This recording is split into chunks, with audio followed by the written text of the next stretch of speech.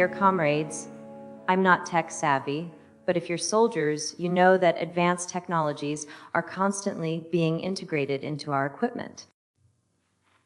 Though it has been a while since these innovations began, they started with attaching annoying GoPro-like cameras to our helmets, GPS devices, and pulse meters. Well, we are not a piece on a chessboard for someone's game.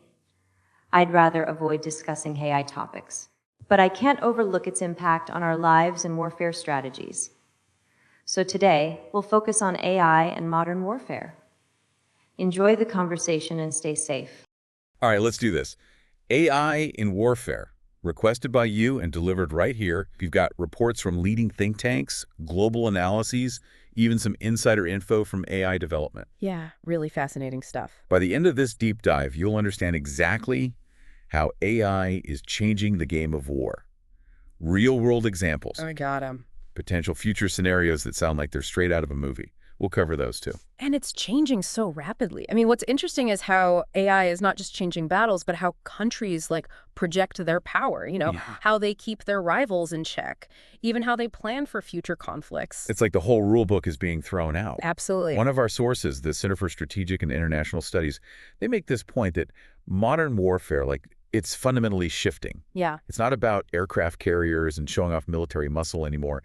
It's more about strategically revealing a new tech, a game-changing tech, as a way to kind of get the upper hand. Right. It's like shifting from just brute force to almost like a reveal and conceal strategy. Okay. It adds a whole new psychological layer to warfare. I see. Almost like a high-stakes poker game, where your winning hand is some hidden technology. So instead of flexing muscles, it's more about keeping your cards close to your chest, waiting for the right moment to reveal your tech advantage. Exactly. It's like tech chess with countries constantly trying to outmaneuver each other. Yeah. And it's not just theory, right? I mean, we're already seeing this play out. Oh, absolutely. The Diplomat highlighted this with the Houthi missile strike on Israel back in September. Right, yeah. And that whole thing, it got picked up by some social media accounts, potentially linked to the Chinese Communist Party, as a way to, kind of expose vulnerabilities in U.S. military. Yeah, I remember that incident. It caused a big stir. But what's the AI connection there? Well, instead of just reporting on the strike, they use these AI-powered war game simulations.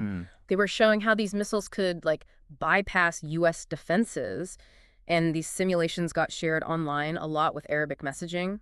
Targeted, it was all very calculated to sow doubt and undermine the U.S. Wow. So AI is being used to, shape the narrative, influence perceptions, almost like a new type of digital psychological warfare. Exactly. It's like information warfare 2.0. And I imagine this is just the start. What else is coming? Oh, there's a lot more. The RAND Corporation and CSIS, they both explore this scenario where China, they're not playing a straight catch-up game with the U.S. when it comes to AI. Right. So what are they doing? They're being more strategic. Okay, give me an example. What does that look like? Instead of directly challenging the U.S. in, say, semiconductors, they might focus on other tech pathways, or even deliberately hide their progress, create a fog of war around their AI. So they're biding their time, letting the U.S. think they're ahead, and then boom, they suddenly reveal some major AI breakthrough years after they actually had it. Exactly.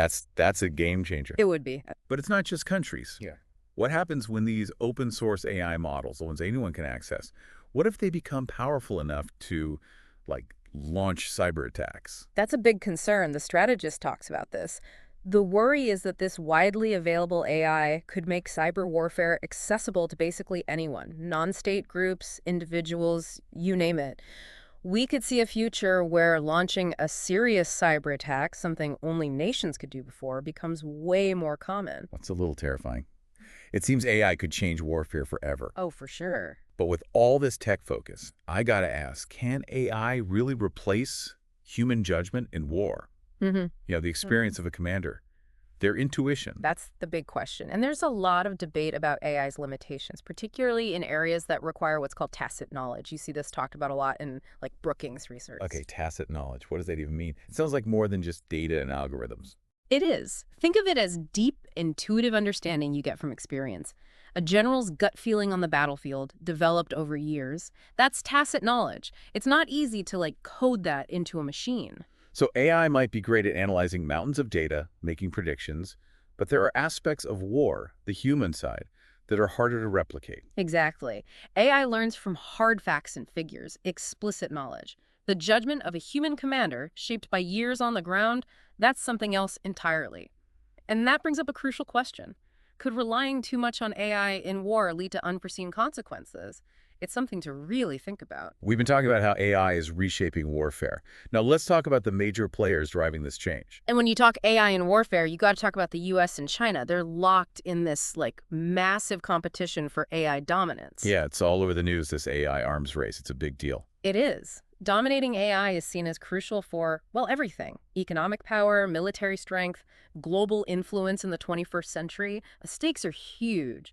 CSIS, they highlight some interesting points about the U.S. approach. They argue that the U.S., right now, they have a pretty significant advantage in developing cutting-edge AI, especially in areas like advanced semiconductors. Those are the brains of these powerful AI systems. Right, but the thing is, the U.S. isn't just focused on building bigger, badder weapons. Okay, so what else are they doing? They're investing heavily in AI for intelligence gathering, for surveillance, even for predicting enemy movements. It's a much broader approach. So it's not just about raw power, it's about using AI to get a strategic edge, like almost predicting the future to know your opponent's next move. Exactly. The U.S. is also looking at ways to integrate AI into their command and control systems. That would allow for much faster, more informed decisions during combat. And in today's battles, speed and adaptability, those are key. Right, makes sense.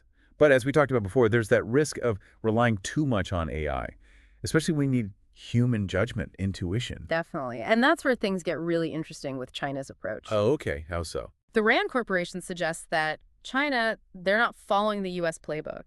They're charting their own path, maybe targeting areas where they can actually surpass American dominance, like playing a whole different game. Like what? What areas are they focusing on? One that stands out is what's called compute-efficient AI.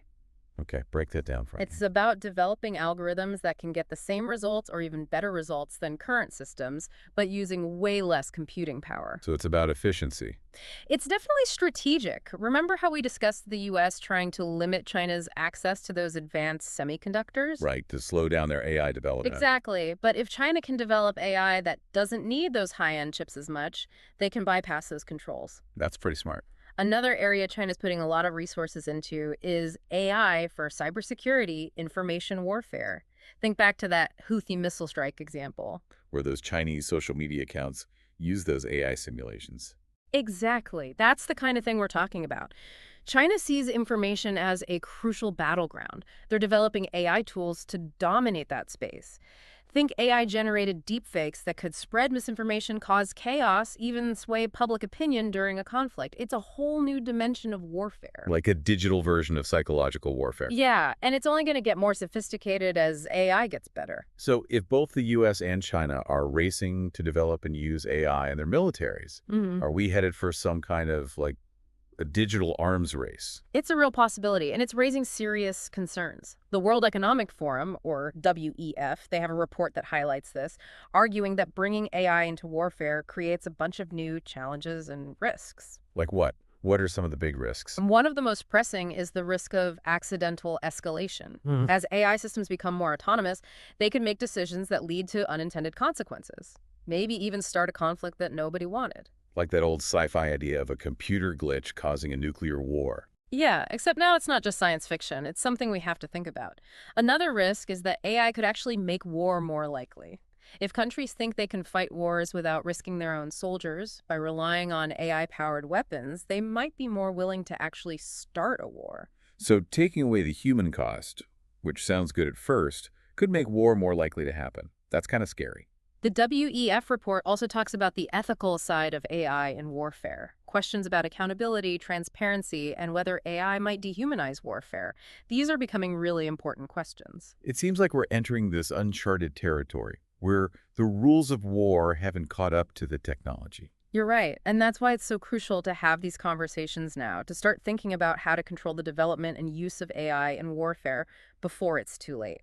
We need clear rules, standards for responsible use of AI, just like we have for other weapons. Like a new Geneva Convention, but for the digital age. Exactly. Otherwise, AI could become this uncontrollable force that makes the world less safe, maybe even threatens humanity. But it's important to remember that the US and China, they're not the only players in this AI arms race. Other countries are getting involved too. It's a global thing. Who else should we be watching? RUSI, the Royal United Services Institute, they point to the increasingly complex world of cybercrime. They argue that some criminal organizations are using tactics and tools that used to belong only to nations. It's scary how organized and advanced cybercrime is becoming. These criminal groups are turning into what are called advanced persistent threats, or APTs. They can launch attacks that can shut down critical infrastructure, steal data, cause chaos. And some of them have connections to hostile governments, which makes things even more complicated. It blurs the lines between cybercrime and state-sponsored cyber warfare. It's a complex and constantly changing threat landscape, and we need to understand it if we want to protect ourselves. It sounds like cyber warfare isn't just about countries attacking each other anymore. It could become a free-for-all, with criminals, terrorists, hackers, all using AI to get what they want. And that highlights the urgent need for international cooperation to set rules and find ways to deter these new cyber threats. But it's not all bad news. Some countries are using AI in ways that could affect warfare down the line, but not in a purely military way. Oh, interesting. What kind of examples? Take the Gulf Cooperation Council, or GCC. They're investing a lot in AI across different sectors. They see how powerful this technology is. So they're using AI for progress and development. But couldn't those same AI capabilities be used for military purposes if they needed to? Absolutely. A lot of these technologies have both civilian and military uses. And as the lines between war and peace get blurry, we're likely to see more and more of these AI technologies being adapted for military purposes. So the GCC countries could become big players in this AI arms race in the future. It's definitely possible, especially if they keep investing in AI the way they are now. But for now, let's shift gears and look at some real-world examples. Next, we'll examine how AI is already being used in conflicts today. We'll explore what's worked, what hasn't, the ethical issues, and what we've learned. It's going to be a fascinating and maybe a little unsettling look at how AI is changing the face of war.